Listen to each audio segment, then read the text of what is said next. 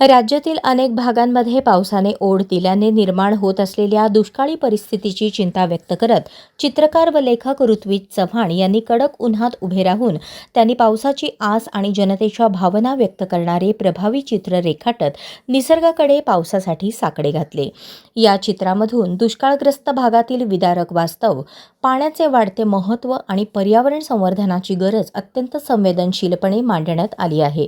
पावसाच्या प्रतीक्षेत असलेल्या शेतकरी व सर्वसामान्य नागरिकांच्या भावना त्यांनी आपल्या कुंचल्यातून जिवंत केल्या। पाऊस हा केवळ निसर्गाचा आशीर्वाद नसून जीवनाचा आधार आहे। त्यामुळे पावसासाठी प्रार्थना करण्याबरोबरच निसर्गाचे जतन आणि पर्यावरणाचे संरक्षण करणे ही प्रत्येकाची जबाबदारी आहे, असा संदेशही या कलाकृतीतून देण्यात आला आहे। ऋत्विज चव्हाण यांच्या या अनोख्या कलात्मक उपक्रमाचे नागरिकांकडून कौतुक होत असून पाण्याचे महत्त्व आणि पर्यावरण रक्षणाचा संदेश समाजाच्या प्रत्येक घटकापर्यंत पोहोचवण्याचा हा प्रयत्न असल्याची भावना व्यक्त होत आहे।